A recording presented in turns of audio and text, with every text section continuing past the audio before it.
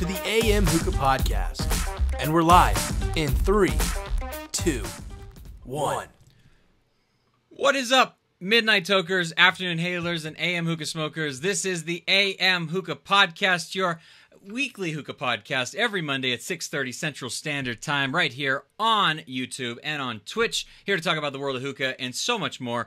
I am the M in the AM, and joined with me is the on the road again. He's so happy to be back on the road again. Adrian Hunter, going to be doing a massive road trip, but he's here with us right now. Adrian, how are you doing, my friend? Excited, packed up for the expo. We're going to spend like 4 days out there, I think is what's going to end up being by the end of it. And we are road tripping. Me and the lady are going to make a leisurely road trip. Lots of stops, lots of bullshit. We're getting there about 2 p.m. Thursday if anyone wants to say hi, and I know you do. No, good. We got a really good show lined up. This is the last show before a thing happens, a very important thing that this entire podcast may or may not be based around that entire thing. But yeah, I'm good, Matt. How about you? I am doing very good. I had a very good weekend. I went camping.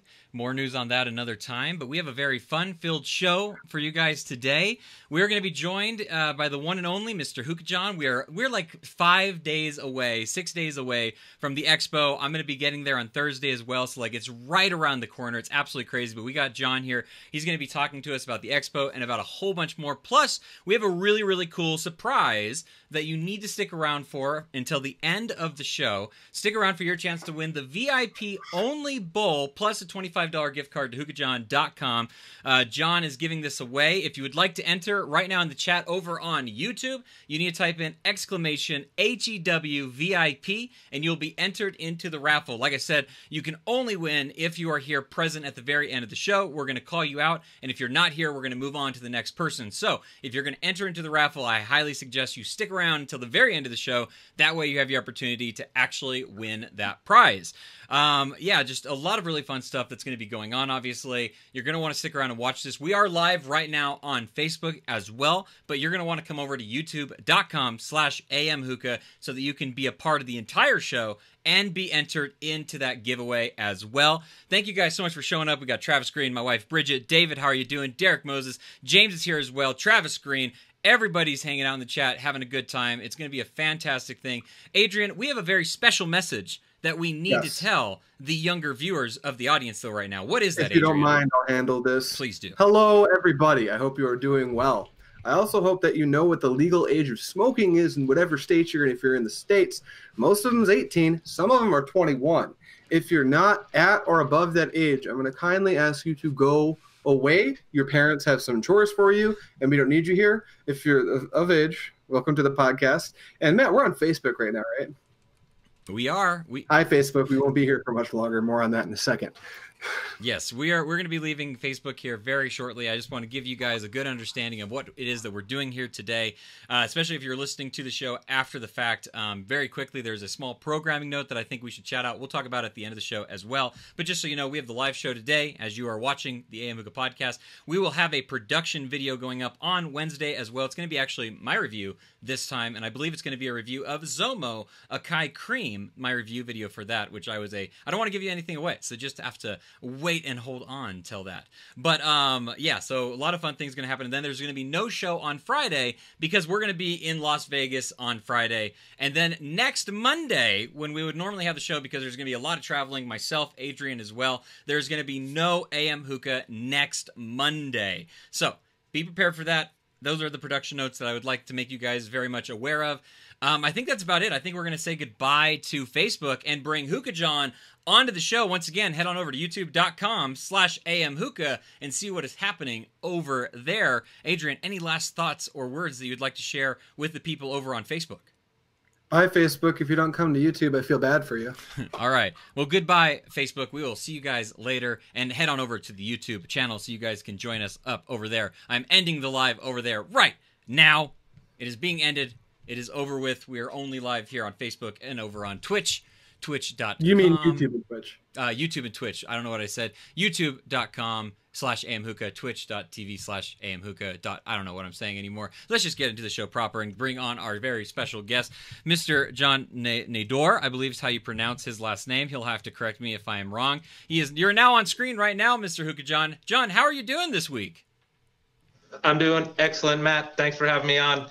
That was a bit of a fake answer. I'm actually all over the place this week. It's the week before the expo, and things are nuts for us. I can only imagine. Now, obviously, people know you for a lot of reasons. They probably know you best for helping bring hookah into America in a very, very meaningful, mainstream way. Before I started watching like Hookah John videos and stuff, I feel like it was a little bit different, and then you really helped kind of bring it into vogue and really kind of help the enthusiast market in a lot of ways. Obviously, you have bowls that you've brought to market, you have coals that you've brought to market, you have hookahs that you have brought to market, not only stuff that you've brought from overseas and other places, but also your own manufacturing as well. And you're also very famous for the infamous, possibly, just throw it in there, it's not rocket science. I believe that's very well known, obviously.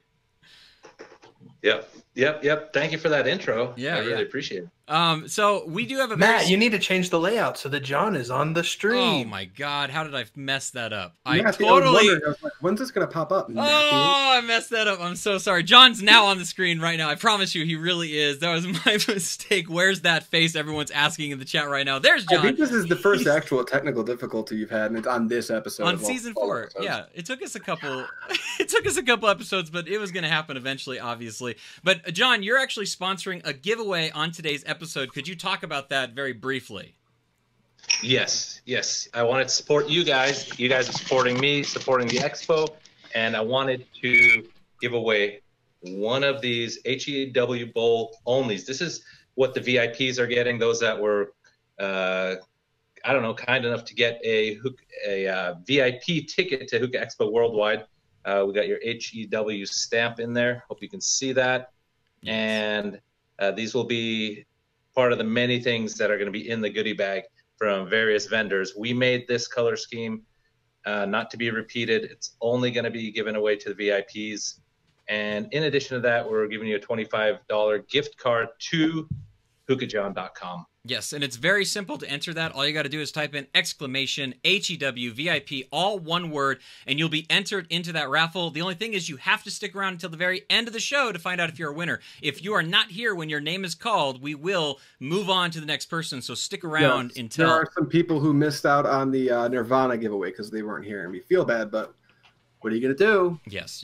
Everyone's saying very pretty bowl. My wife just said very pretty bowl inside of the chat right now. Unique color combo coming out of John's bowl specifically. Mm-hmm. I don't think we've seen orange as a sparse color, but orange over that like stone gray. I'm mad. I'm mad that I don't have one, and I'm going to be running around with like a $50 bill trying to get one at the expo. Nice. Well, don't tell anyone, but we are going to have a few extras because not every bowl comes out perfect, so in order to get the 125 bowls out, we brought in, I'd say a dozen or so more, just in case. So, it's part of the new color theme that you'll see on the website after the show. These are staff shirts. I think they came out pretty cool. I'm not going to wear a Hookah John branded shirt this time, but I will be representing the new colors. So hopefully you guys like that. And you guys have to see my booth when we're there. I haven't even showed any sneak peek pictures or anything. But usually I'm pretty simple, if you guys have seen over the years, as far as a booth. We just get some banners made up and so forth. But we went pretty big on our booth this time. It's a 40 by 40 booth, so we can stand among the big guys like Alfaker and Maya Hookahs and Fumari and Zomo and Zoomered and Tangiers, and Chaos is coming. That's a big... they're going to go big and have a nice booth. So I got to keep up with these guys. Very nice. So let's go ahead and get into the show as we normally do. The first thing that we like to talk about here on our hookah-based podcast is actually what it is that we are actually smoking. So Adrian, why don't you kick it off a little bit to us? What are you smoking on today's episode of the podcast? Double feature. I got in the studio early to prepare for this important podcast. So I was halfway through a bowl of... This is going to be the Matt Pear. I've actually got a Surrey bowl on top. I'm sinning for not having a Hookah John bowl. The next bowl is going to be a Hookah John 80 feet, though. Don't worry.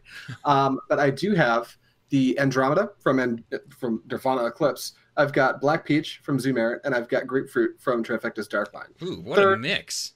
Yeah, it's quite good. And on top, obviously, no offense, John, but sponsor of the AM Hookah Podcast, Prestige Coconut Coals. Yes. This is the coal we use in the podcast, and we do talk about them because they're good guys. And that's it for me. Although pretty soon, it might be in the room. I've got a bowl of pretty simple lemon muffin and 24 karat going on top. right Ooh. after, probably in like 5 minutes. Man, you got some good smoking hookahs going on today. What about you, John? What are you going to be smoking on today's episode? Tangier's bug powder. Ooh, Tangiers. We know you're a big Tangiers fan. That's what probably is. Would you say Tangiers is right up there with your top favorite brands? Yeah, by far. Bug powder. So I want to ask you a question about bug powder because I've heard a couple different things throughout the years. I've gotten bug powder many, many years ago, and I swear I had this taste of like sour, like it was like sour powder. And every time I've ever said that, people always told me that I was crazy for thinking that it tasted like that. From my understanding, it's just a big mix of all the cashmere flavors. Is that correct? Honestly, I have no idea. I always thought it was just scraps that they would make a new mix of every batch, and that's why it does taste a little different each time. And then I don't taste a lot of cashmere in it. I taste a lot of chocolate at times in it. So it could be the effect of blending a bunch of cashmere flavors, but I really don't think so. Maybe it's just tabletop, kind of like Trifecta does their tabletop flavor. Maybe it's just that. Yeah. The good thing is you'll be able to ask the folks over at Tangiers at Hookah Expo Worldwide this weekend. Very, very true. Always on point when it comes to branding with John. We gotta. There will be no issue when it comes to this episode with remembering, like, to make sure that, like, shout out here. Exactly. Like, we will know exactly every single time, which is great. Which is exactly what we're doing here. We're here to talk about the Hookah Worldwide Expo. This is the third time that it's been done. I was there for the second one. I had a fantastic time. It was absolutely wonderful. Obviously, we're gonna get talking more about that as well. The largest American U.S. Hookah Expo, absolutely fantastic. I am also smoking at the moment out of my beautiful Like Smoke hookah. This is the pipe that I bought from John. I actually, when I went to buy this pipe, I reached out directly to John. I said, John, I need to have this color combination. If you don't have this color combination, it isn't worth it to me. He made sure that I got this one, so obviously I'm super appreciative of that. I'm smoking out of my 80 feet 80 bowl. Absolutely love this bowl. I am using 3 of the Cube from Prestige. Bubbles Coconut Charcoal, the proud sponsor of the AM Hookah Podcast, obviously. And the actual flavor that I'm smoking today is a mix of Dark Side. I'm doing some Dark Side Sweet Comet, some Dark Side, let's see, what else was it? Dark Side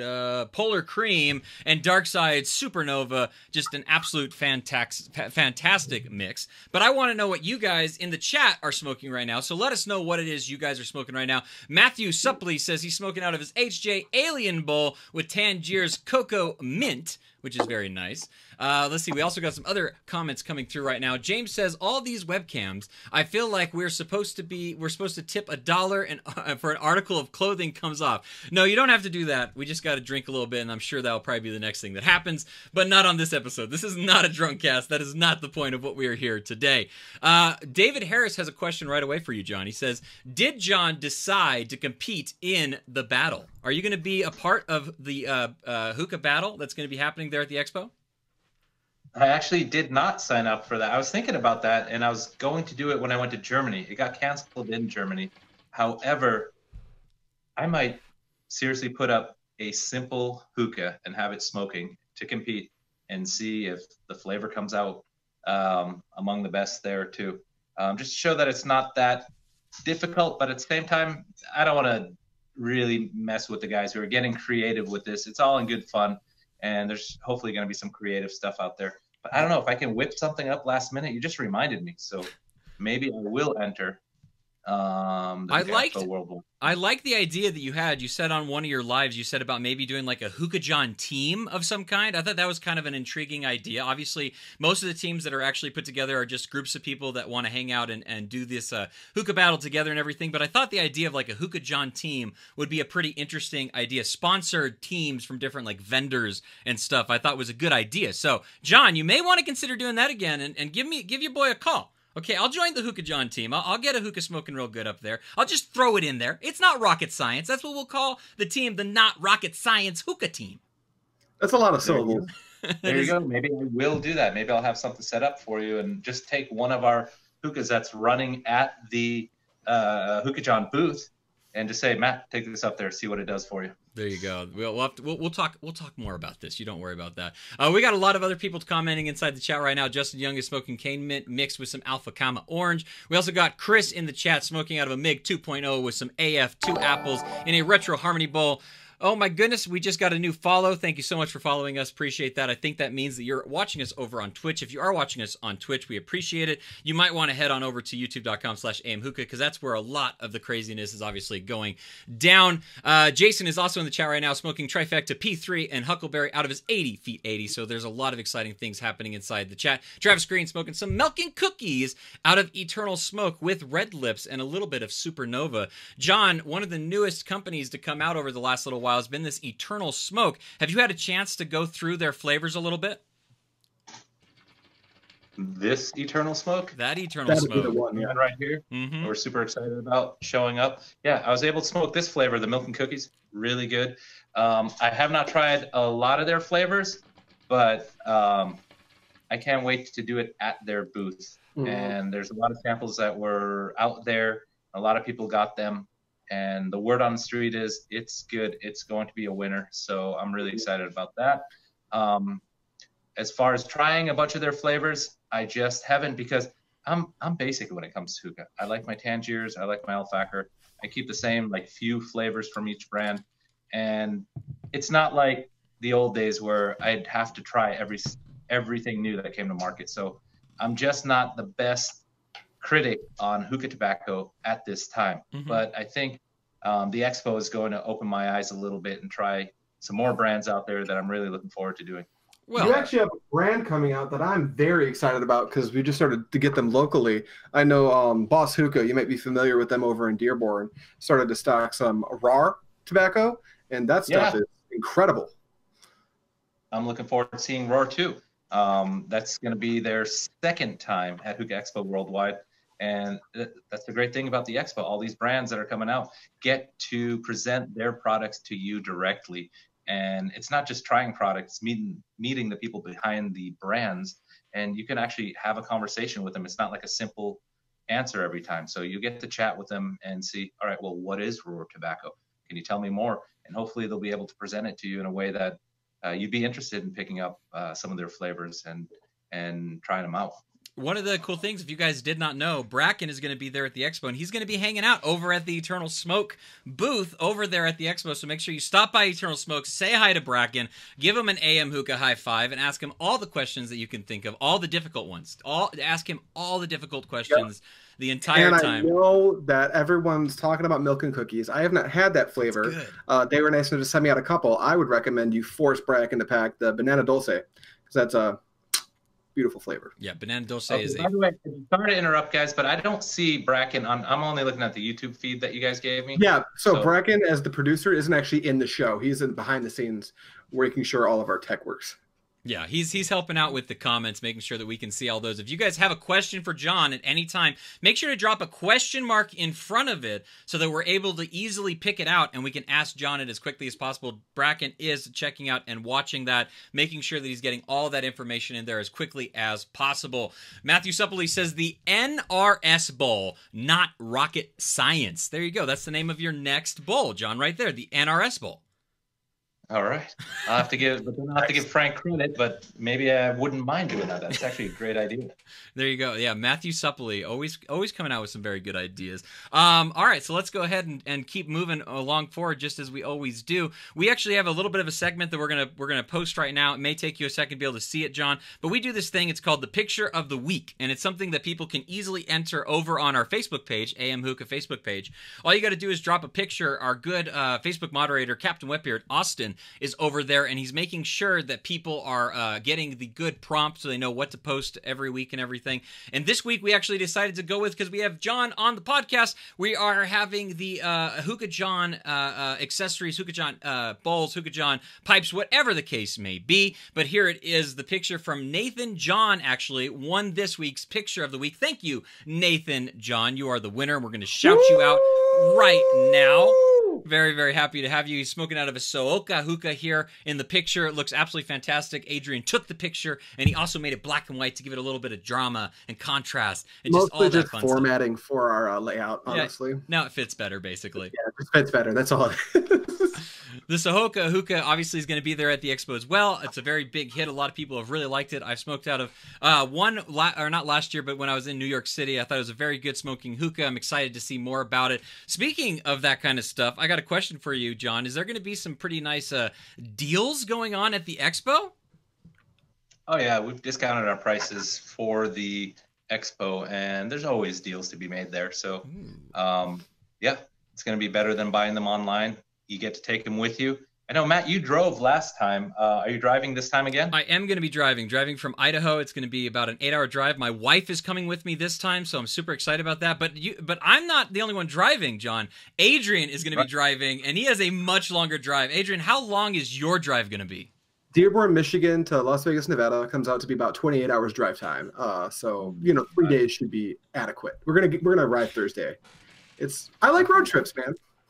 That's awesome. I'm almost jealous of you. I mean, that is just a fun time. Hopefully you have a nice, comfortable car to go in. But the good thing is you're going to have some, huh? Subaru Outback. No, Crosstrek. We're in a Subaru Crosstrek. It's nice and big. Well, there's some good trunk space in there for you to load up at the expo, right? We got a trailer hitch. We're bougie. We're going all the way. We're going to do some camping on the way there. It's going to be awesome. All right, so here is a couple of questions that we have coming in on the chat right now. Chris asks, when do we get to pack Hookah John a bowl? When do we get to pack you a bowl is what some people are wanting to know. Is there an opportunity that people can pack you a bowl to smoke? Yeah, that's a great idea. Why not? Less work for me. I'm sure any of these guys can make an excellent smoking hookah bowl. So why not? If you want to do that, I will accept. Oh, awesome. There you go. Just go up to him and be like, hey, John, I got a bowl for you. Just walk around with your hookah. I don't know if that's safe or not, but just do it. Just walk around, hand him the hose, be like, here, John, take this, and see what happens. I don't know if he'll accept it like that. Maybe be a little bit more, hi, how's it going? Nice to meet you, blah, blah, all that kind of stuff. Johnny Hetfield Hookah says, John, can I join your team with my Sahoka? There's a lot of talk about this Hookah John team, John. I'm just saying. I think I don't know what he meant by that, but maybe he meant, like, can he join us at the Hookah John booth? Yes, he can. And yeah, I'd love to smoke with Johnny again. He came out last year. Him and his family are great people, and yeah, I'm looking forward to spending some time with him and the family. Another question. Matthew Suppley says, hey, are the Hookah John mouth tips HEW exclusives? No, the Hookah John mouth tips. Are you talking about the stainless steel lanyard mouth tips? Yes. Yeah, those are available for sale right now. Okay. But we didn't make that many. I'd like to say the number was about 80 or so for now, but we have more in production. But we'll probably be taking most of them to the expo, and we've sold a few already and just waiting to see how many we'll take. So there'll be a good amount there if you want to purchase those there. So make sure you head on over to hookahjohn.com right now to get yourself one, or you can wait till the expo and check out all that fun stuff, obviously. So obviously we are here to talk about the expo. We're here to talk about all the fun stuff that revolves around that. Is there any last minute details or news bits that you can possibly share with us? Maybe if there's any new vendors that are going to be, you're going to announce over the next couple of days. Is there any final little news bits that you can share with us? If you have not followed everything I say, because I do try to bring everything out, I'm really excited for not only all the exhibitors that we have coming from around the world. So we're going to have a lot of Brazil, Germany, and Russia being represented, which I was really, really happy about this year. But the fact that they're bringing entertainment with them. So, I mean, there's names that are coming to this. First of all, I'm really happy that our friends, the Hookah Bandits, are coming out, and they're going to be doing all of the DJing for the show, keeping our mood going good, and background music, and then they'll be walking around and talking to you guys too. But we also have Carl Wolf, which you'll have to YouTube him or Google him, but I guess he's a big deal. And then, I mean, you just check out the followers that they have. And another one, which is big, more in the U.S., especially in our Armenian community in Los Angeles and Glendale, Super Sako is going to be there. And I didn't know how crazy people actually go for this guy, which is cool. I met him in Germany at the Chaos booth. And Chaos booth not only brought him there, they took him to a bunch of expos around the world, and they're bringing him to Hookah Expo Worldwide. And they're not just going to sit there. They're going to actually have performances, probably perform their latest songs and so forth. So, which I think is just adds to the fun of everything. Mm-hmm. Yeah, I would agree to that. It's definitely going to be. Last year there was a DJ playing music and stuff like that, but actually having performers on stage and doing some kind of different things after you walk around the expo for a little while, you can go watch them do their performances. That'll be really cool. That'll add a whole nother dimension to the entire expo, obviously. So that'd be really nice. Let's see. Can you give us?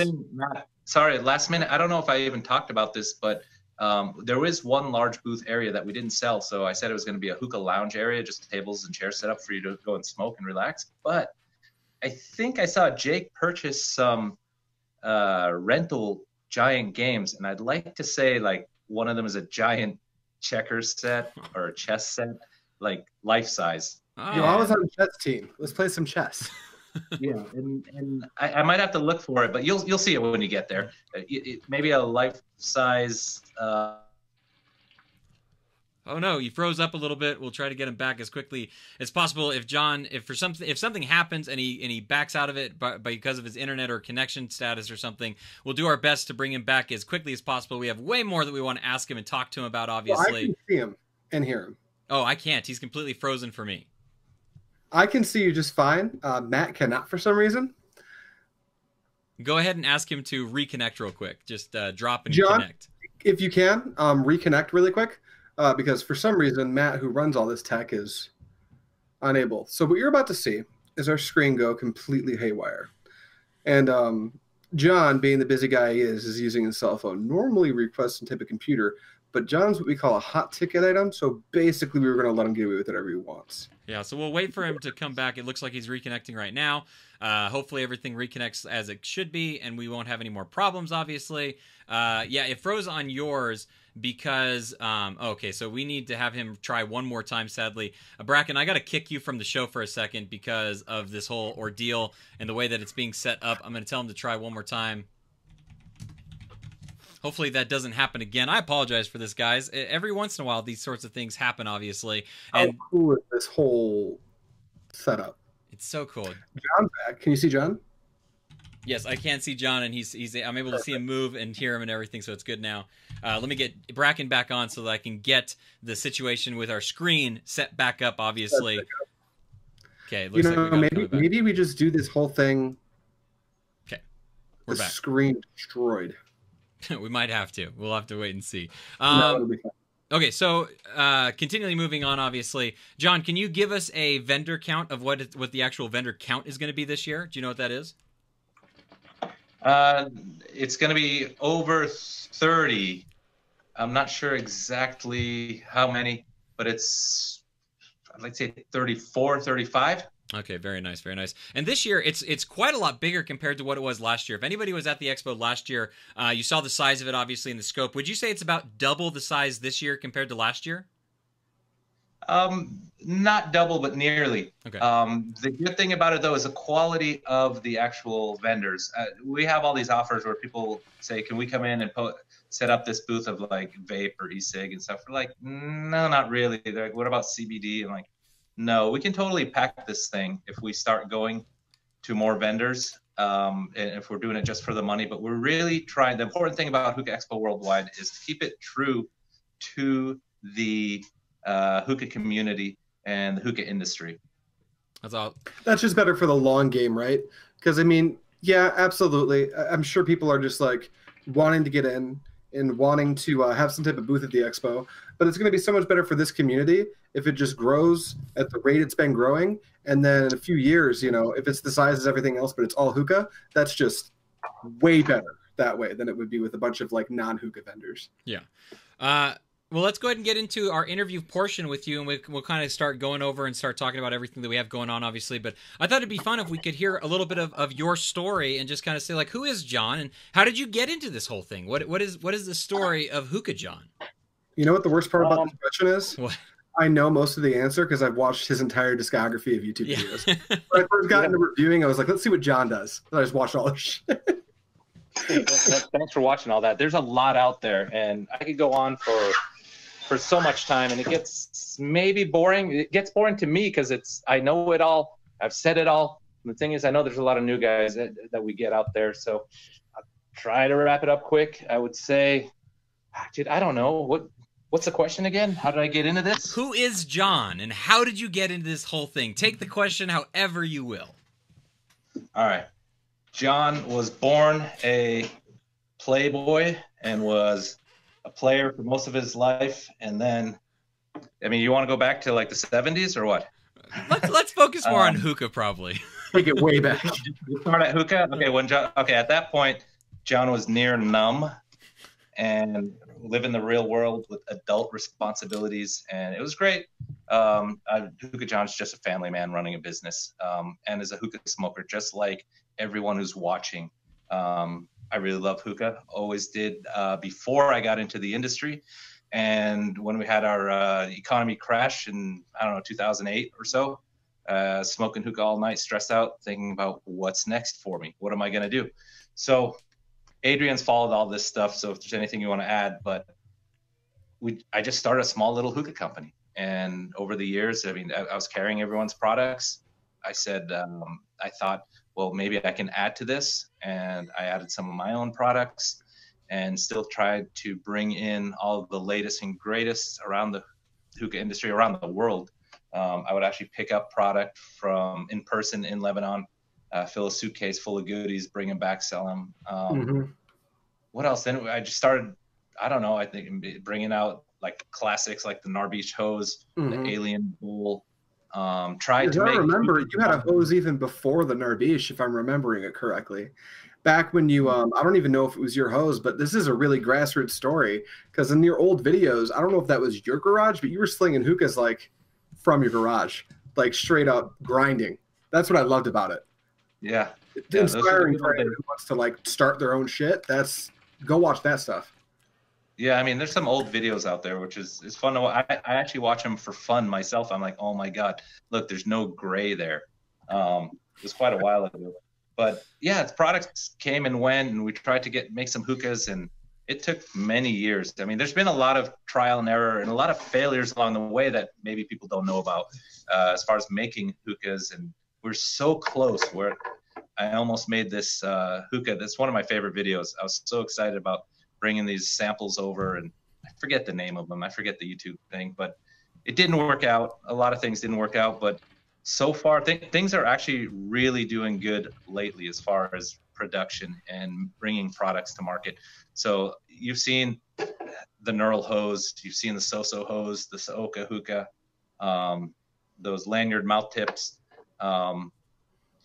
We have more coming out too, and I don't want to get into detail, but the ideas are not being fresh anymore. I mean, we got something across the table like, let's make an HMD. I'm like, no, everyone makes HMDs. It was like the same thing with the lanyard, but they had an idea. They said, all right, instead of making just another lanyard, make it match your product line, like the Soso hose. Let's make it all.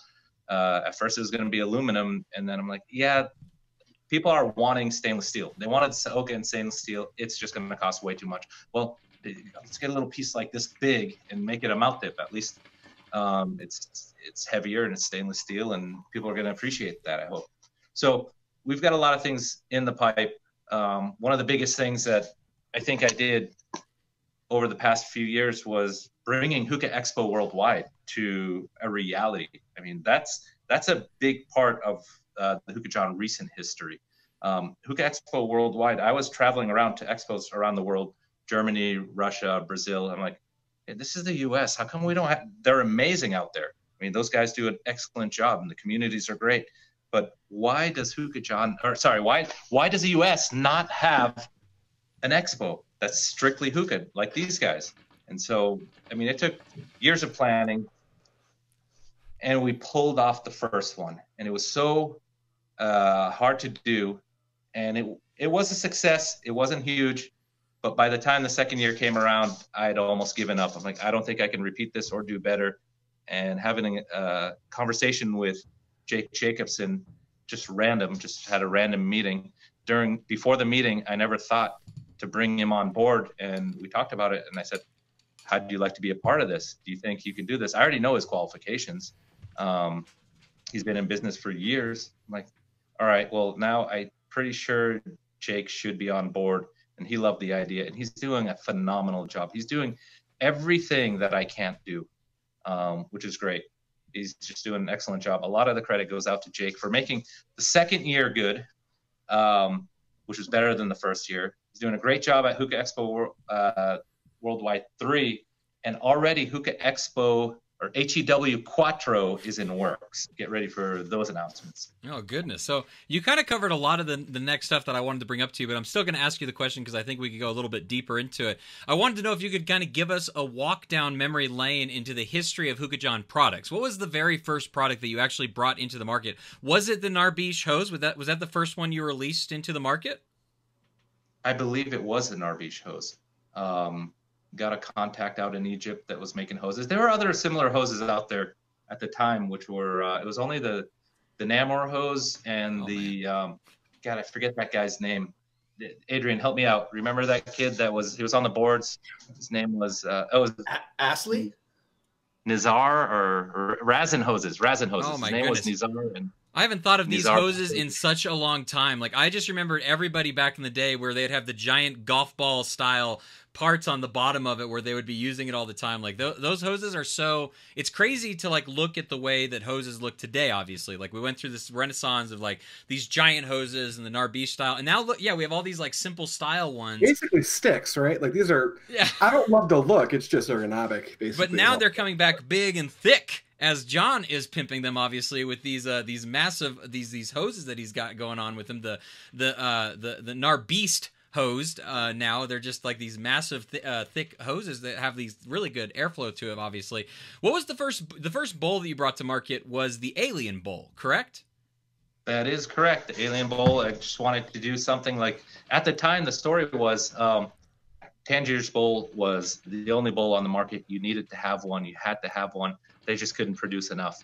And so I'm like, all right, I want a bowl, but I don't want to copy the same thing. A lot of people were liking the smalls or the picos at the time. And I'm like, okay, so small bowl, good. How do we make a different idea? And I just wanted to make it more slanted, shallow.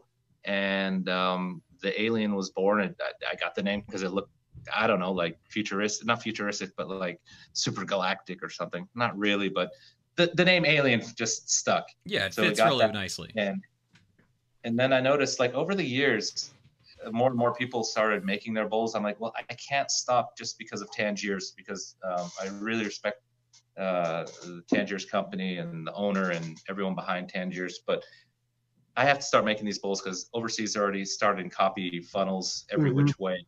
Like, I'm just going to go and try not to make a similar shape. Yeah.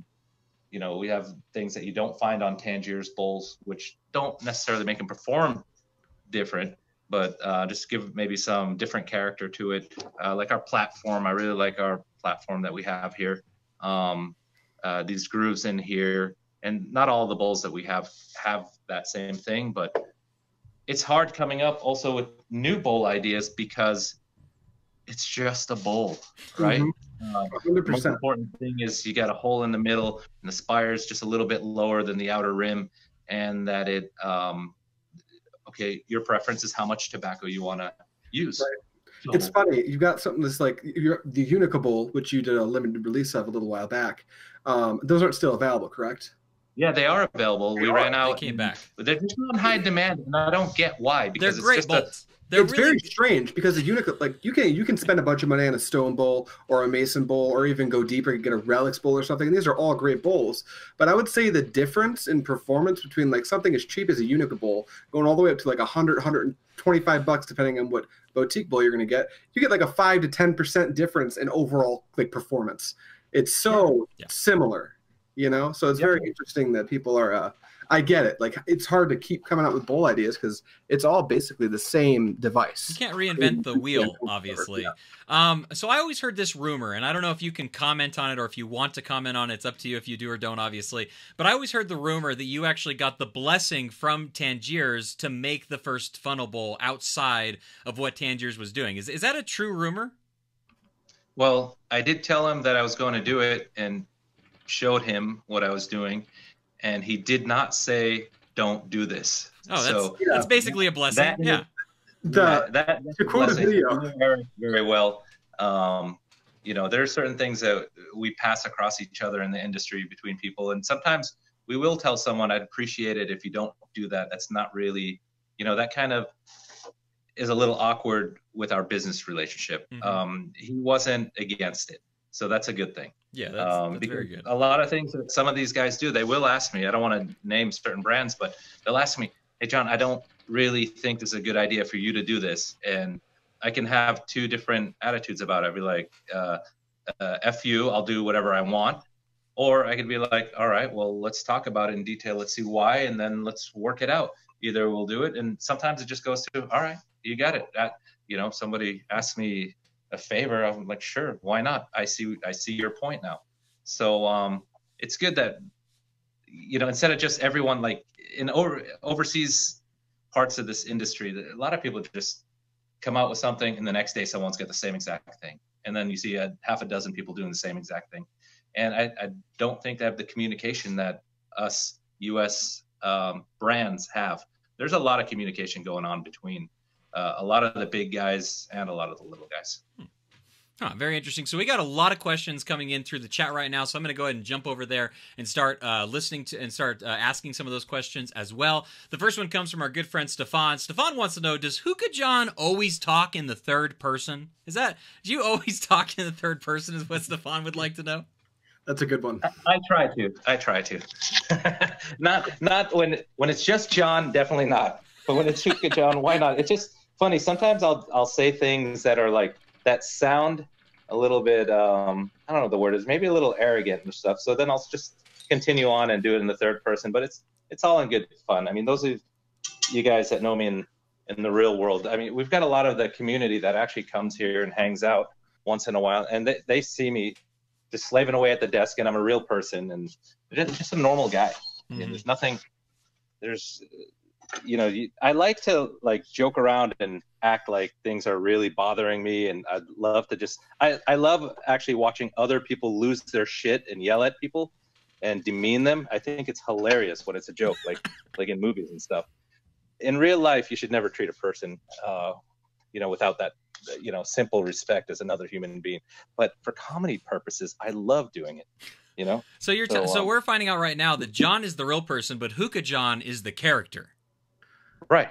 Oh, right. Okay. There's like an alarming amount of self-awareness that's being exposed right now. Yeah, exactly. Everyone just thought you were this person, but it turns out you're also a person and a character. There's all sorts of things coming out right now. Travis Green has a very good question, and we're going to get a little bit serious now for just a second. He says, John, do you ever see your company having Darkside for sale? Oh, absolutely. As soon as they hit the U.S., why not? I know those guys in Russia, and they're pretty cool, and I'm waiting for it to be available here. See, this is another thing that it could be a little the consumer's not going to like what I have to say, but all these people are bringing it in and buying it direct and spreading it around. I don't know if that's definitely not helpful towards us, but it's becoming available through channels that are not legal. In order to bring Darkside here, and Darkside's a big company, there's so much time, money, and marketing investment that you have to do, and then there's licensing. That stuff can't just come into the U.S. without having taxes paid on it. Now, I think it was Frank Cefalù who mentioned a comparison. It's like going to Cuba and coming back with cigars. You can still do that as a consumer. Like, yeah, I know, I get it, but I don't think I like the comparison so much.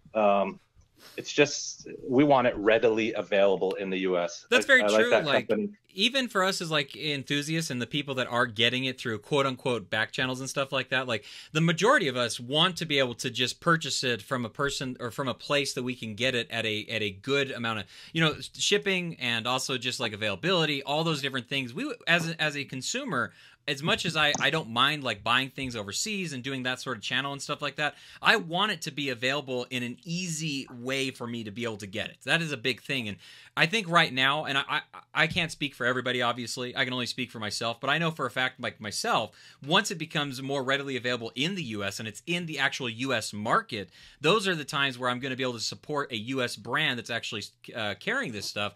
Right now, for a lot of people, that's the only way that they can go about getting it. And I can see what you're saying, where it's not the greatest, especially for somebody like yourself who owns a business and you make money off of selling these other products. So it makes complete sense, obviously. And I do think that you'll see that stuff really, really fall all more down as we get more and more of that stuff more readily available and easier to buy in the U.S. That's at least the way that I kind of see it myself. Travis Green also has another question. He says, are you ever going to bring back the Project Black Bowl? Ooh, that's a good one. That is a good one. I don't know if I should comment on that. There are talks about it. I'm talking to the guys about it. There are technical difficulties in using that sort of clay that they use. And I don't want to say what it is. I don't want to say what the technical difficulties are. I'd like it to come back. I really like that bowl. I really like the materials. And I think if after this expo, there's a lot of things that I have on my plate after the expo. And one of the things I want to prioritize is to support those guys a little bit more and see if they can bring their product back, because they were like on a roll. I think they had a couple of versions, and I think they should have a whole line of bowls in that material. That'd be exciting to see, especially because it's so different compared to what we have on the market now. That'd be really kind of nice to see. So we have another question from our main man, Pots and Pans, Bilu. He wants to know, John, can you speak a little bit more about the after party at HEW? What is the HEW after party plans, John? Okay. Well, I know that everybody loves the guys at Oasis, and they're going to have some events. There's a couple of groups. You guys know them, Hookah University and the Hookah Lounge. I think it's one night each for them. But there are some other ones floating out there. Zomo is having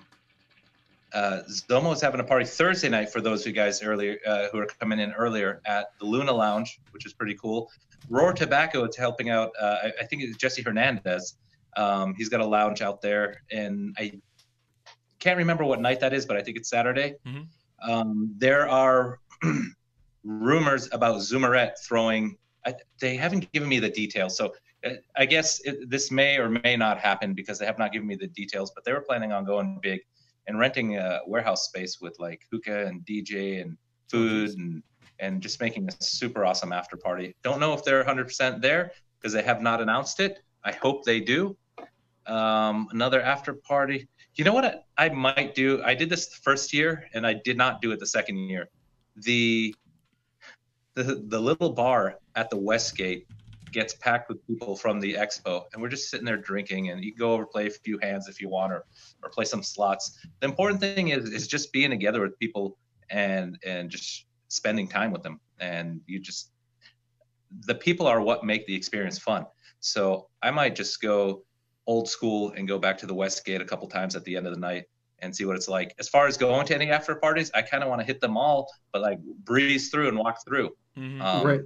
Every year it's been a bit of a challenge because I've got a lot of extended family who's coming out here. Not really extended, but like siblings, and they bring their wives and good friends and cousins. And I always feel obligated. I want to take care of them because they came out and supported me too. That's on a personal level, not a Hookah John level. But this year they're like, no, go do your thing. We're fine. And I'm like, all right, so maybe I will go hang out with the crowds at the after parties. Why not? There's going to be no shortage of extracurricular activities after the expo. Yeah. There's going to be something to do no matter who you are. And just to clarify, Hookah University is not going to be doing an actual party at Oasis. They're going to be doing it over at their mansion that they have. I believe it's all sold out for the RSVPs. They're doing a beer pong tournament, and I think it's all sold out, sadly. But they're not going to be at Oasis this year. They're going to be all over, obviously, at the expo. You can see them walking down. You can see Travis. You can see Jeremy and all those guys, obviously. Dr. Noob Sauce, Paul, all of our good friends are going to be obviously hanging out and stuff like that. But they're not going to be doing an actual meetup this year at Oasis this time around. So we also have another question from my wife, Bridget. She actually wants to know, Hookah John, what's your favorite drink, alcoholic and non-alcoholic as well? Okay, favorite drink, alcoholic is definitely red wine. What do you like, Cab-Sav? What's your go-to? What's your go-to? Like a Merlot, Cabernet guy? What do you like? Usually it's Cabernet, but I really like, you guys always hear me talk about my friends at Dow Vineyards. They're personal friends of mine, and they've just done amazing to the point of like, he introduces me, Daniel Dow introduced me to his friends as John's a big ambassador for Dow Vineyards. It's because I truly am. Like 90% of my wine fridge is loaded with Dow, and the good thing about them is they have so many different blends. So they've got like 3 or 4 different cabs, but then they have these These things you can only get as a club member, which will be a mix between like a Petit Syrah and a Merlot, or a Cabernet Franc, and all of it's good and it's all different. So I can live off of Dow wines only because I have enough selection. If you're going to drink the same bottle every single time, you just can't. You'll get sick of it and you'll want something different. That's what I like about what they offer. The only 2 other drinks that I have that I put in my body, well, okay, I will have a beer once in a while. I will have hard alcohol, but beer just gets you fat and you got to urinate all the time. And then the hard stuff gets you drunk, and there's a time and place for that. But it's either this or this, which is water or coffee. And I just have one of these a day, and water as much as I can to hydrate. You know? Amen. Coffee is all you need in life, guys. Coffee is all you need. I'm telling you right now. Sugar is in everything, every single thing. So I just cut out sugar because I like my wine that much, and that's pretty much where you get your sugar in my body.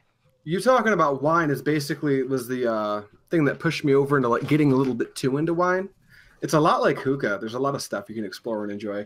I would venture to say that if you enjoy hookah, you probably enjoy wine. You should try to get into that world. Yeah, I agree, because it doesn't mess you up. And plus, I like to be doing this all the time, and so with the hard alcohol, it just, it catches up to you, sneaks up on you really, really quick. Got to be careful. Got to be careful. You can keep going.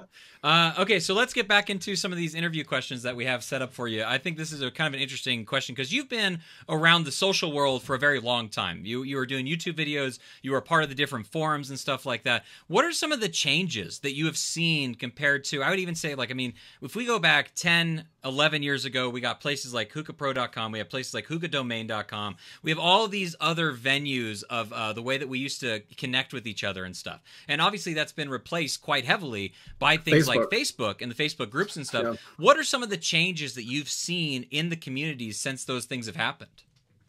Okay. The positives on changing over to Facebook is that people have to, for the most part, use their true identity, which I really like, because then you get to know people, and then you get to know a little bit of extra about them outside their hookah conversation. You can see their profiles, you can add them as a friend and so forth. So that's a really cool thing about Facebook groups. The not so cool things about the Facebook groups are censorship, which I know we're going to talk about in a little bit. Anybody can set one up. I mean, running a forum is costly and takes a lot more effort, and it's more legitimate.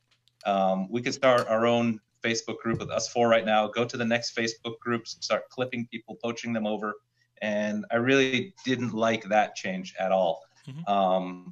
Obviously, from the business point of view, I want all of it. It's impossible to get all of it. But then when you get like new Facebook groups coming up all the time, well, what makes you legitimate? And sorry, I'm going to say these are friends of mine, the Hookah Lounge, Hookah University. These guys are all, I consider them hookah enthusiasts. They're all friends in the community. But at the same time, and some of them do have what I'm going to say right now. What are your credentials? What do you do exactly? And it's just someone who's a hobbyist for the most part. And they are bringing good content. But I thought that my feelings on it, like, well, you don't really, all right, you're a hobbyist at best. You're not bringing anything to market. But at the same time, they are, because they're researching out on their own and they're bringing more content in, whether it's products from other countries or bringing in smaller guys.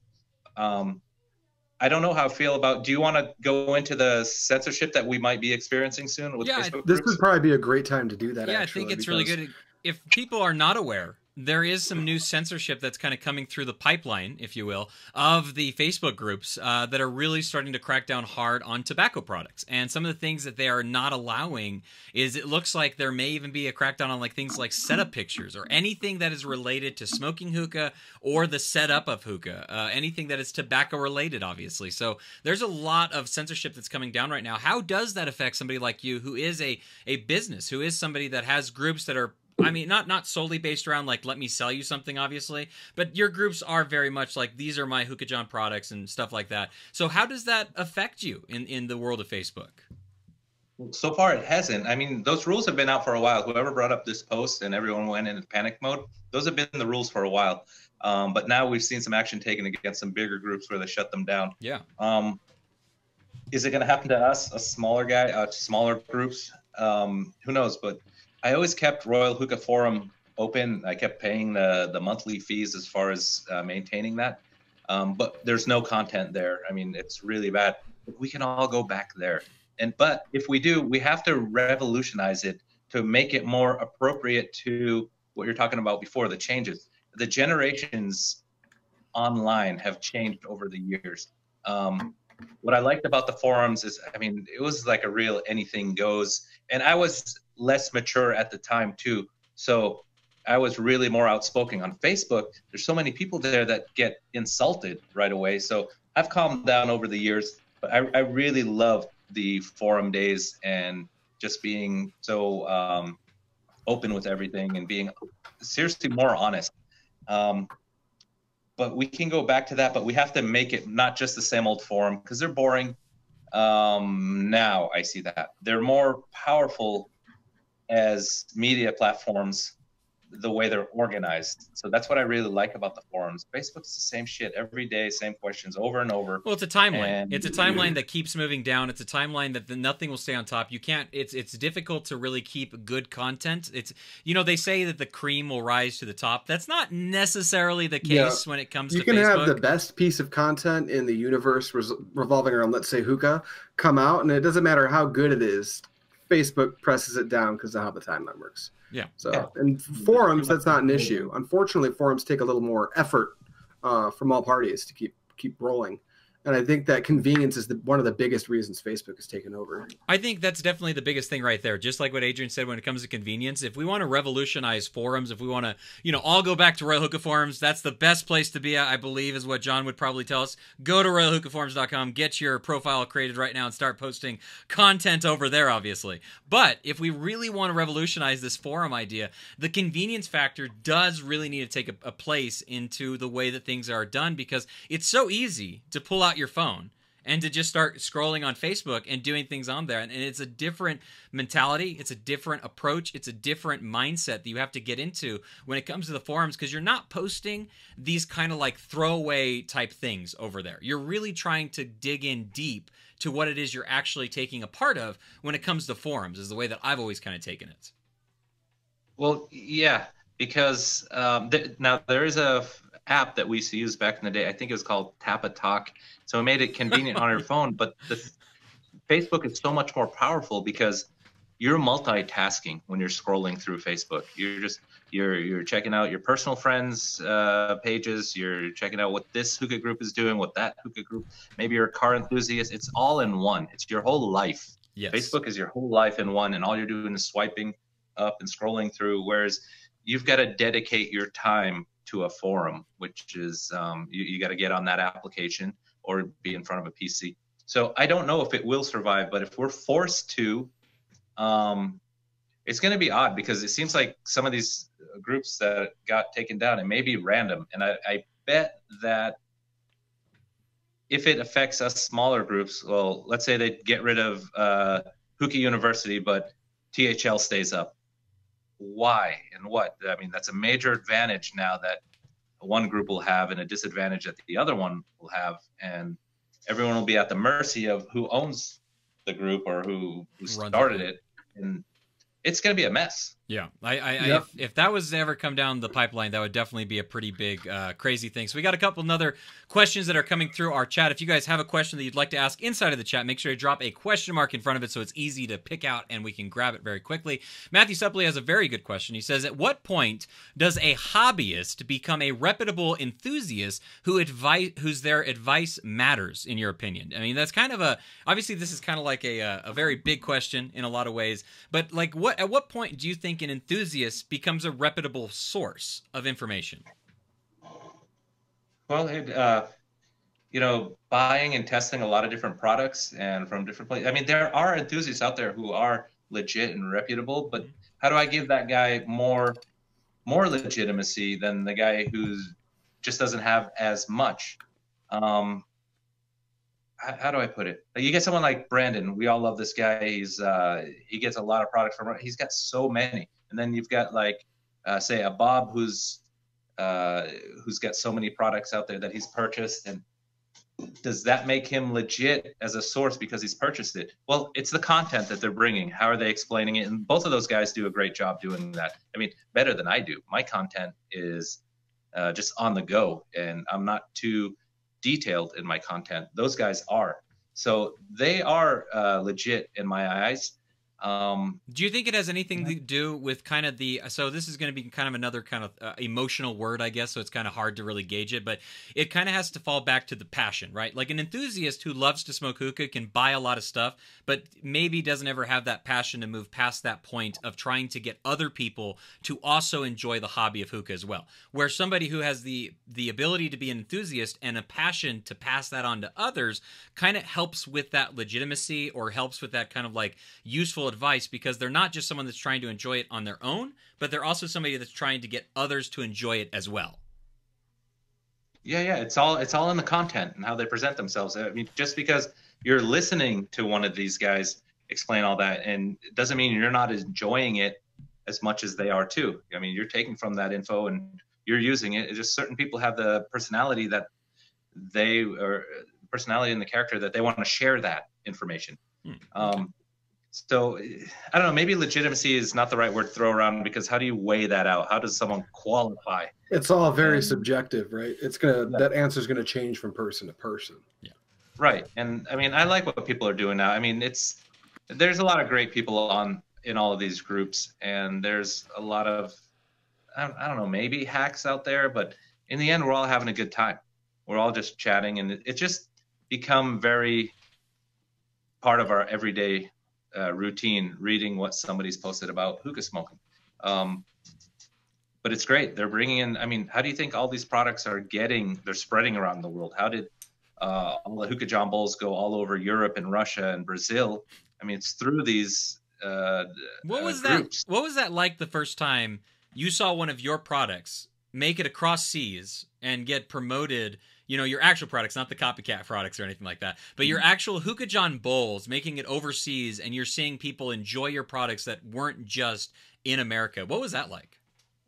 That was a great experience, and I'll get to that. But the greater experience was before that, when I spoke to the guys at Hookah Dash Shisha, and they said, we want to carry your bowls. That was an amazing experience for me. That was a huge compliment. I felt like I had accomplished a lot with that, because they're the biggest and the best when it comes to being an online vendor, and they wanted to carry my product, and they even used my name. I mean, there's a conflict there, and they were able to see past that. So I really appreciate those guys for doing that, and that was a really great feeling. Moving on to, I don't even know where they went at first. I mean, they started just going out in small batches, like 20, 30 bowls at a time, to like just smaller stores in France and in the UK and in Germany and the Netherlands or Denmark. Then all of a sudden, these bigger companies are coming out and they're ordering bowls by the thousands. And it's like, even this past year, I mean, we've got a company in Germany that's made a 10,000 bowl order. These things are made by hand. They're not spit out by machines in China. They're not that easy, and just trying to keep up with that. So that's amazing, because one, it's another business that's supporting me. Two, there's a demand out there. So Europe and Russia, and even Brazil, it's a great feeling that they know. A lot of the consumers don't even know that it's a Hookah John product. They just have it. It's become normal. Like a lot of people would say, well, you'd ask them what kind of bowl they have. They might not even use the word funnel bowl. They're like, I don't know, it's a bowl. But it spreads so much over the world, and it's just an amazing feeling, because especially since there are so many other bowl options out there now. And I don't know the Chinese stuff from years ago, those things have been mass produced, but any type of craft bowl or handmade bowl, I really would guess that we have the most going on out there around the world, just by the numbers that I know that we do, and the way that you, just the ability to produce so much for a handcrafted bowl. I'm gonna make, that's another video I'm supposed to make after Hookah Expo Worldwide. I got to show you the guys who make these bowls, the artisans who make them. It's so amazing. I was actually at a party with them last weekend, and a lot of the guys I didn't even know. They're just new because they're hiring on new guys to do this, and it was just fun to meet them all. I'm like, we really have to like showcase you guys. Well, that brings on kind of a nice question, a nice transition to this, and I hadn't even thought about it until just now, but would you like to comment, or what would be your comments on the boutique bowls that we see in the market? What are your thoughts on those type of things? Obviously, like Alpaca is not so much boutique because they generate so many, obviously, but more the things like stone bowls and mason bowls. Like, obviously, as we discussed earlier, it's not like you're getting this like 110% change of the way that you're going to be able to smoke with these amazing bowls, but like they are artisan and they are boutique and they are for a different kind of consumer style with that ultra enthusiast and stuff like that. What are your thoughts about these sorts of bowls? Okay, well, that's a good question, and maybe I may take some people off or appease some people, but like the stuff that Brandon George makes is worth every penny. Good quality clay. It's different than our clay. I know that for sure. But the craftsmanship that goes into that is just amazing. Mm-hmm. Each one, he spends a lot of time making each bowl. So, I mean, the costs they're actually cheap if you think about how much time he puts into those. That's great. We're actually going to do an artisan. We've been talking about an artisan line for so long, like an actual boutique bowl. It's just Kyle Smith would be a really good person to talk to about that. Yeah, who? Kyle Smith would be a very good person to talk to about that. Just throwing his name out there for no particular reason. Just wanted to say that real quick. I think I've contacted him. On the mason bowls, I'm not sure how those are made, but I feel like they're I may be wrong, and that's where I said some people may get pissed off. I think they're like slip cast bowls. They are. Sure. That is a fact. Yeah, That's they are slip cast. They don't even hide that information. So they're not like boutique bowls. So I wouldn't put them in the same category as Brandon George Stone Bowl. But to move on to other brands, and Workbund is coming out there.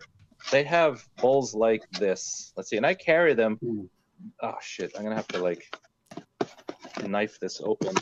Go right ahead. Like we said, Hookah John does a great job of keeping it on point, because if you're interested to get any of the bowls that he's about to show off right now, he's inside the Hookah John world right now. So this bowl that you're seeing right now, you can head on over to hookahjohn.com and actually pick that up. And if you're the winner of the $25 gift card, you can use that into getting this as well, along with your special edition HEW VIP only bowl as well. I'm doing my best to riff a little bit while he's trying to open this bowl right now so that there's no dead air, because yeah, you keep riffing, because like, again, I watch a lot of Hookah John videos because I just like consuming hookah content in general. And for right now, for me, this is just like watching a Hookah John video live, which, you know, on YouTube doesn't happen very often. We just had a question as well that just asked if there's a AM hookah. Oh, look at that! Yes, those are so interesting looking. They Egyptian style, which I think is highly underrated. Yeah, see, but I don't think I would use this bowl. Really? I love Workbund and everything that they do, but it's just not my style. It's not the style of it. It's the materials used. Workbund makes a lot of amazing products, but that's not one of them in my opinion. That's what's great about hookah, though, because like maybe you don't like it, but if there's someone that does like it, open market, and great. You know, not everything's for everybody. There you go. Yeah, who makes this thing? I don't know. Different materials, I can appreciate that.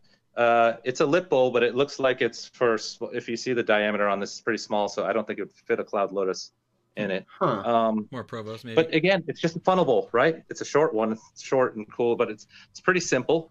They went low on the glaze, kind of like a Unica bowl, right? I don't know. It's got some character in it though. There's something else I wanted to show you.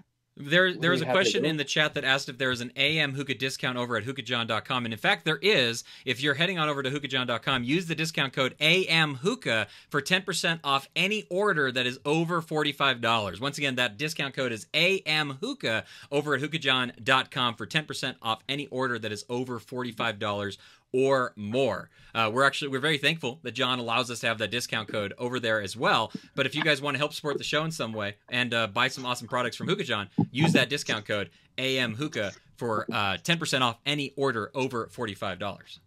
What do we have there? That's another Workbund. This is another Workbund bowl. Wow. They're making a lot of bowls too. Again, it's same shape on the inside, so it is a bowl. It will work. I have not tried the materials here yet. But a lot of people who am I to tell you what bowl to get? You know, right. I see bowls. They're available to you. I hope you buy them. But I mean, hookah bowls, no one has one hookah bowl anymore. Everyone's got a collection. So just trying to bring more to the market. There's so many out there. I don't know the quality of these again, but the good thing about the Expo, Hookah Expo Worldwide 3, Workbund is coming out too. So I did not know that Workbund was going to be there. Actually, I thought that. Oh, that's fantastic to hear. Time to get some tongs, I have been eyeballing one of those Workbund hookahs, the one that looks like it has like the wooden stem and the clay pot and everything for the. I think those things look so cool. I cannot wait to go and check that out in person.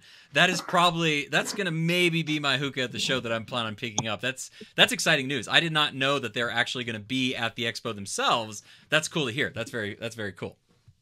Yeah. Actually, moving on from the Workbund a little bit, I would like to hear your general thoughts on the Russian market. Obviously, Russia's taking over when it comes to hookah in a lot of ways. America does wonderful things when it comes to tobacco production, hookah production, bowl production, all those kinds of things. But Russian hookah production has really, really taken off over the last few years. Yeah. What's your thought, not only as an American provider and a vendor, obviously, but just as an enthusiast yourself? What are your thoughts of the Russian market and what they're doing for hookah? There's a lot of great stuff that comes out of Russia and a lot of stuff that is not so great. You really have to do the research, and Brandon brings out a lot of good products, and he's purchased a lot of happy products over the years. So I've been able to test some of them out there when I was in Russia. I want to see more come from them because someone said don't discuss politics. Part of the reason Dark Side isn't coming out here, I think it's difficult to import product from Russia to the U.S. And likewise. So I'd like to see more come out, but I've said this before too. If a brand is from a certain country, I want their products to be there, not just like a Russian company going to China and cranking out a hookah. Anyone can do that. There's no point in that. There's some, I want it to be manufactured in Russia before I get it. That's why I like the Faro hookahs so much. That's a brand that I decided to carry too, and I'm pretty happy with them.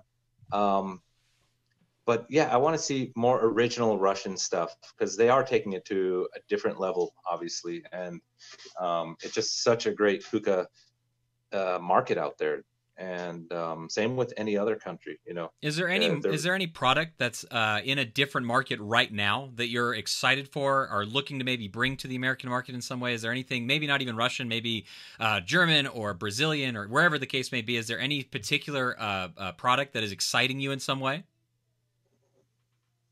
I didn't see anything last time. Nothing comes to mind. Mm-hmm. Although, okay, there's a brand that's coming from that's representing a few Russian products. I think it's called like World Hookah Tobacco, something like that. But they're like they're bringing in McLeod and Japona, and those are some really good brands. That, as far the little that I've seen on them, especially Japona, I didn't bring them in because they were pretty expensive, and didn't know how I could market those. But maybe we'll see them at the expo and there'll be enough interest in them. Because this is what happened with Russian hookahs over the years. We got Like Smoke and Union hookahs, and everyone's raving about them. I'm like, they're all right. They're not the best hookahs out there. But if you ask, I think it's Jack Casamanian, loves his Like Smoke hookah. I love my Like Smoke. As Matt sitting there with a Like Smoke. I love my Like Smoke hookah. This is my daily hookah right here. Like, this is the one that I smoke, I clean, and I smoke again. Like, I love this Like Smoke hookah.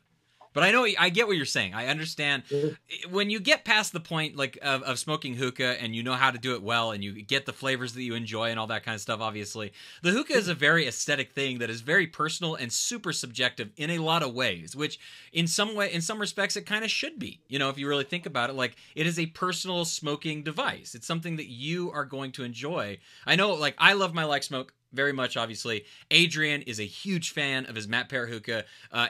Bracken loves his DSH hookah. Like, these hookah and these pipes are not only for the fact that they smoke well, but it's also because they connect with us or mean something to us personally as well.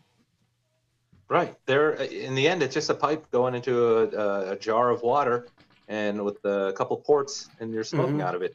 It's not, again, simple that's machine. where not rocket science anymore. There aren't hookah. I mean, some have some functioning features that are kind of cool, like different purges that we're seeing coming out. But I mean, when you're smoking, you're smoking. You're not purging. Purging is just something you have to do to get the smoke out once in a while.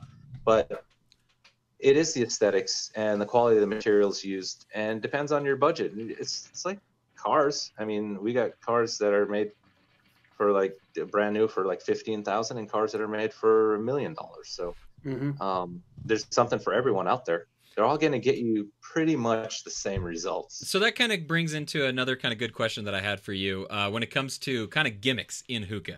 And this is kind of an interesting one. I think that we can have a good conversation about it. I'd like to hear Adrian's thoughts on this too, actually. Passing it over to him maybe first.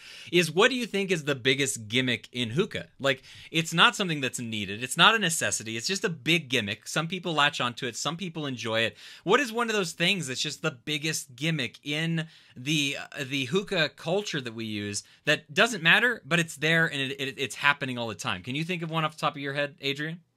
I mean, nothing that's like actually taking off.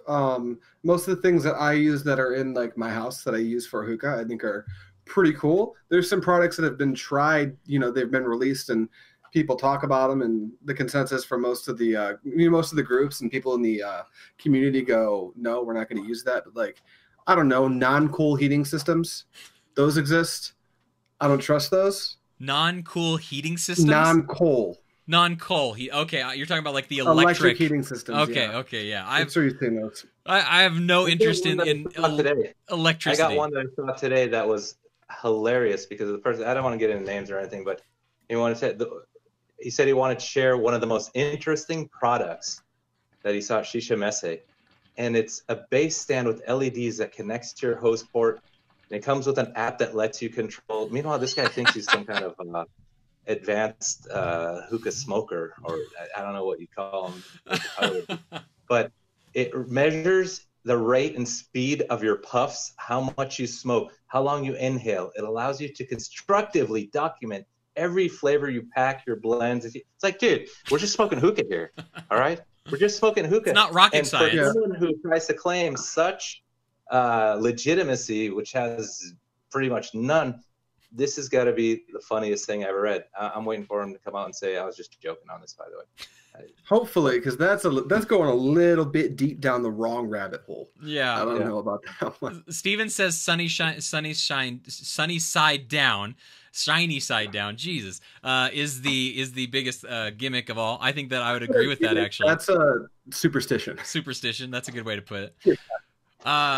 I think, you know, and this is going to kind of sound odd, and I don't know what your thoughts are on this, but like when it comes to gimmicks and actual things that are maybe not necessity by any stretch of the imagination, obviously, but like HMDs are very much a gimmick. It is an absolute gimmick to make your quote-unquote session last longer, smoke better, bigger clouds, better flavor, all that stuff. They do work. I'm not like here knocking them. I'm saying that everything you said was correct except for session longevity. But they are a gimmick, right? Like the idea of getting the product itself is to sell you on an idea, which is what a gimmick is really there to do. And even though they're great and they work, and I'm using a Provost right now, so like I'm fully invested in these gimmicks and stuff like that.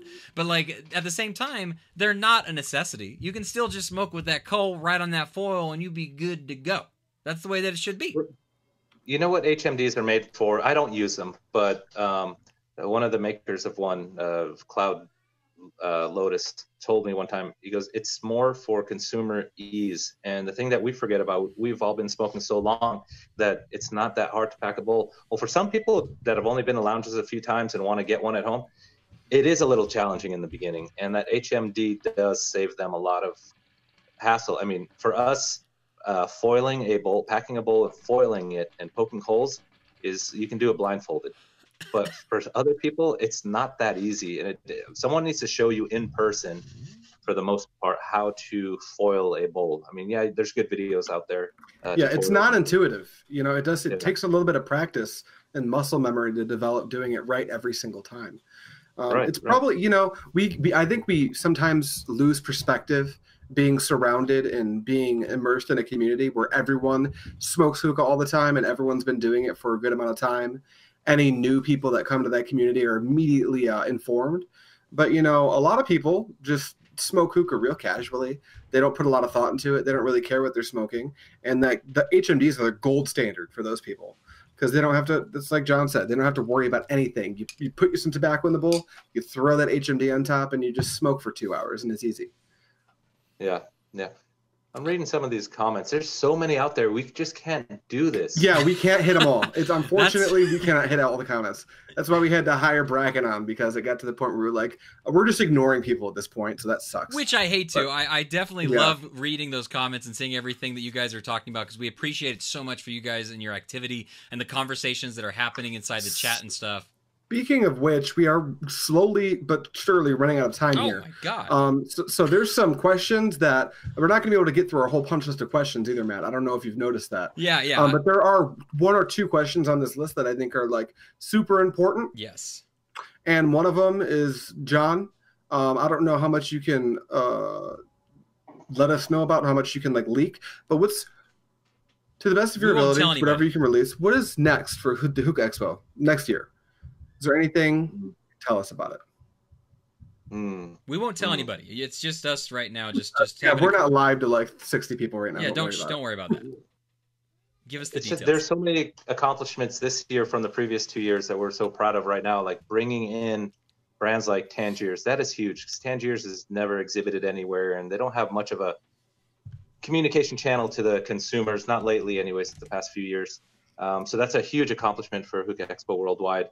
And the fact that we've got so many international brands coming in, that is just huge. And then new products too, like some of the smaller guys, like Hotbox Hookahs coming out. I have to look at the list again. I could say something about most of them. But coming up, we're going to have to regroup after this and see where we did really well, what was strong, and what was missing. And that's what we did last year. What was missing from last year was a lot of the international brands. And then we always miss Tangiers coming out. So I'm sure if we've been on this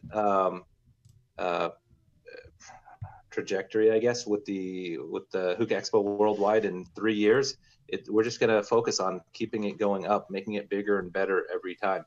One thing I missed that we didn't do last year or this year was a pool party at night. They're just so costly. I mean, not enough people come, and nor does the expo generate enough money. I think they wanted it ends up costing like $25,000 for the pool party. Jeez. And then they control everything from like what kind of food and beer you get there, and it's not the best quality, and it's like, is it really worth it? And then someone's got to come set up hookahs all the time. The first year it was Alchemist, and they were working their asses off to make sure everyone's having a good smoke, and it's a lot of work and a lot of money. But I still want to try to find a venue to have these after parties at. These lounges are not big enough to have the type of parties that we really need. Every hookah lounge in town is going to be jam-packed. Oh yeah. Last year it was just absolutely madness at like Oasis and stuff like that. It was. Oh, this expo is so good for Vegas local business. Oh man. Yeah, speaking of local business and all that stuff, some of these bigger brands, they show me their budget of what they're spending. We've got brands that are spending well over $200,000 just to be there. They're not going to recoup that in the weekend. They're doing it for mind share and being able to present their products to you, which is just huge for them. Actually, my cost, just because I'm going bigger now, has gone up exponential just to exhibit at Hookah Expo Worldwide. And you're talking where it's my expo, I don't really have to come up with the floor space. The floor space is actually the cheapest thing of their cost, but people bringing out staff, some people bring out staff from around the world, hotel rooms for everyone, feeding everyone, in order to represent them the right way, and then building these booths. I'm really looking forward to seeing what Chaos is building, because I've seen what they've done in Germany. I saw it. It's like a giant party inside their booth, and I hope that they make the same effort for the US, because they've been from one expo to the other since I met them in Germany, which was March. They've been to the Czech Republic. I think there's something out there. They've been to Russia just this past weekend. They went to Sevilla, to Hookah Shisha Messe in Sevilla, Spain. And I mean, they've done literally 4 or 5 expos since Shisha Messe in Germany. And it's like, how do they keep up with that? There's a lot of money being thrown out there, which is just great for the consumer. I mean, you get to see them anywhere you are in the world. So we are running out of time, sadly. We could be talking to you, John, for a very long time. We're going to have you on sometime later on in the season as well. There's a couple of small questions that I want to try and get to from a couple of people in the chat that we have not forgot your question. I promise we're trying to get through them as much as we possibly can. One of them was from our good friend J-Rock. He says, last year it was a pleasure meeting you in person. My question to you is, are you ever thinking about making a second version of the Flying Saucer Bowl? And I want to ask you about this just because the Flying Saucer Bowl is such a unique bowl. If no one's ever seen it, please go and look up videos for Flying Saucer Bowls. But have you ever thought about doing like a second version of that or a variation of it in some way? No, we haven't focused on it because the Flying Saucer Bowl was not a big seller. It was down there as one of it's just not a popular bowl. And it does have a flaw in it. The way the coals are, you got to use flats for one. You can't use cubes or cubettes. They'll roll off eventually. Yeah. So it is a unique bowl, and if we were able to do it, I appreciate the idea of things to do after the expo. Look into revamping the Flying Saucer Bowl, but maybe have a little function not having the flaw in it of what makes it, just the way the foil has to be packed on it. So that's a good idea. Maybe we will. We are looking in. Here's the thing. Since the last expo, we had a meeting here right after we all drove back from Vegas. We brainstormed and we said, you know what, though, after this, we're going to make a whole new line of bowls. We're going to change all the colors of the bowls. We're going to do this and we're going to do that.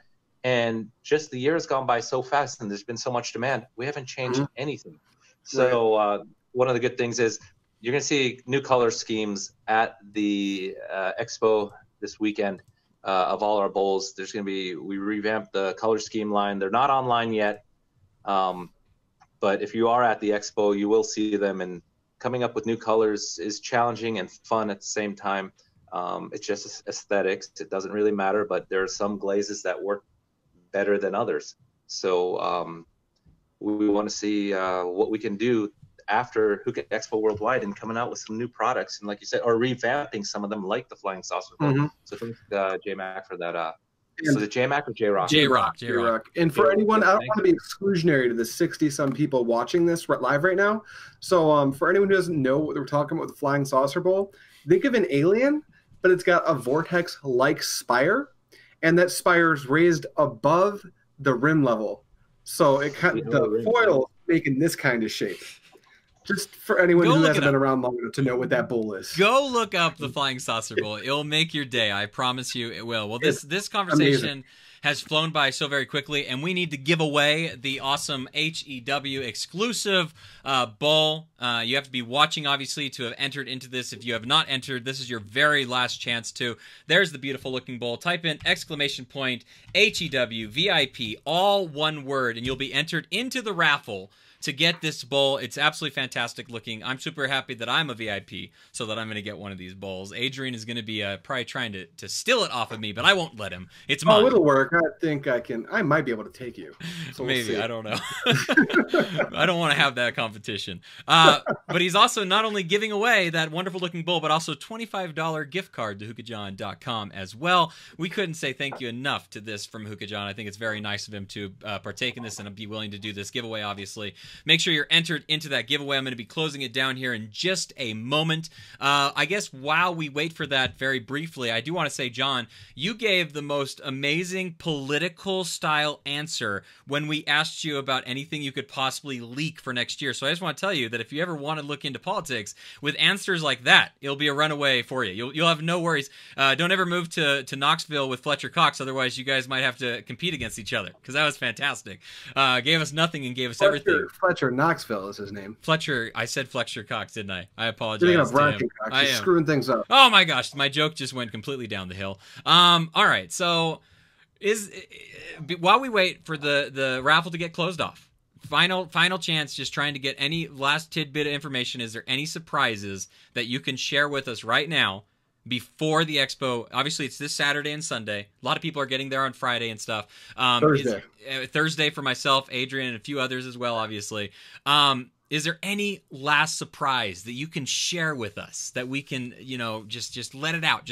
I know you've been holding on to it. It's been building this tension in your body. Just let it out.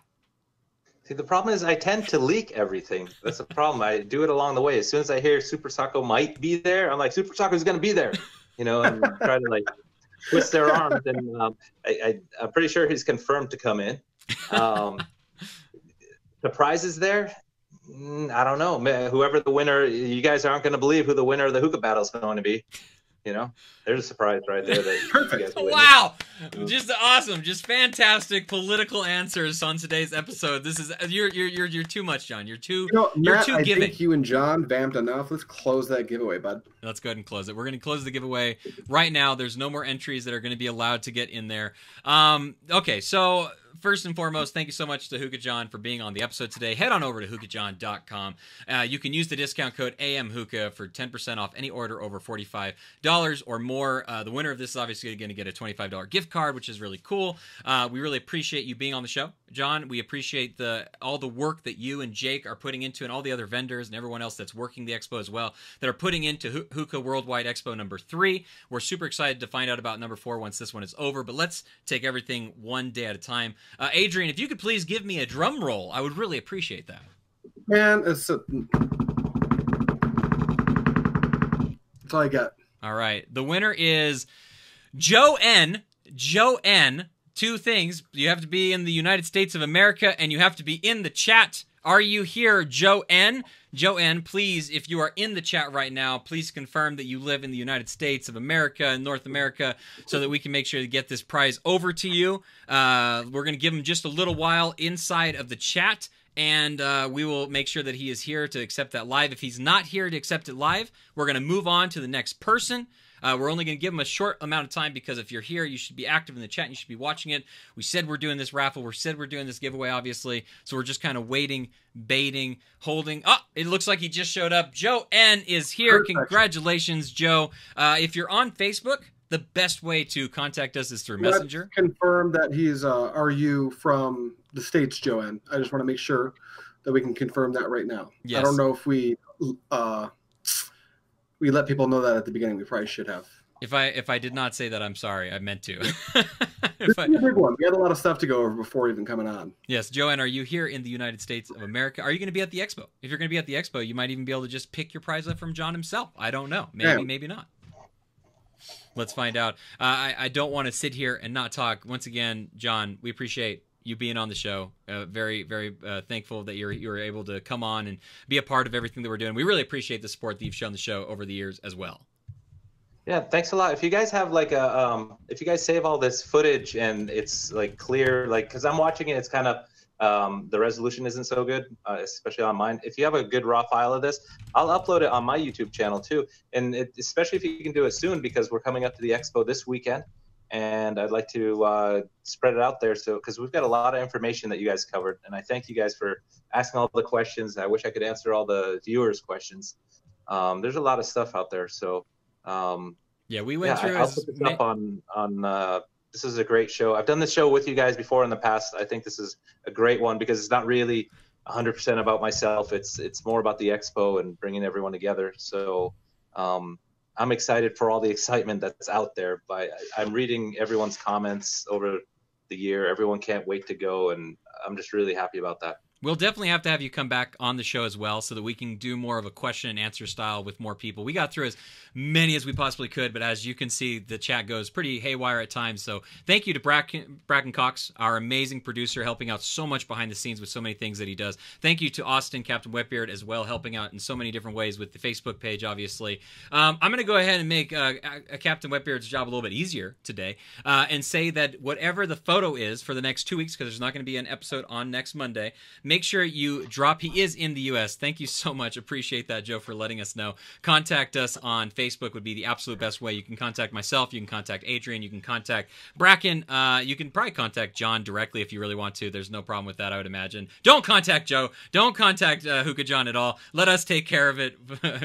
Bracken is congratulations, Joe. You can send me an email to john@hookahjohn.com and confirm you are whoever Joanne is. And all right, so I think that's all that we have to cover. Adrian, if people want to find you on the internet. Oh, what I was going to say was if you want to post your pictures from the expo for this week's Picture of the Week that we're going to do in 2 weeks on the next episode of the AM Hookah podcast, that is what we're going to be looking for, the best picture of the expo. I know a lot of you guys from the AM Hookah group are obviously going, so I think that's a fine one to be using. If you're not going, I apologize. I hope next year you guys are obviously able to make it and everything. So if people want to find you all over the internet, Adrian, if the stalkers are looking for you, where can they look to find you? Well, you like hookah. I got something before. Oh, sorry. I didn't mean to interrupt you, Adrian. No, you're good. I can do this. I do this every podcast, so you go ahead. Okay. There's something hilarious that just happened. I just want you guys to say that I had no say in who won this prize, right? No, I did absolutely. not have any. Oh no, it was a complete random raffle. Yeah. So this is what picked the winner. I was not involved. I was not involved. No. Okay. The funniest thing is I'm messaging my brother, Joe Nador, and he's the one who won this. Oh, my God. Oh, my God. Well, so I was like, really? I saw that, and I was trying not to laugh. And he's like, should I tell him I'm your brother? Should I back out? I'm like, no, it's cool. I'll see you soon enough. So the rules were watch the podcast and be, there when we call the name, and there were no rules against being Hookah John's brother. Yeah, so you wouldn't be willing to give another listener this prize package so that somebody other than your brother wins, would you? Oh, Matt.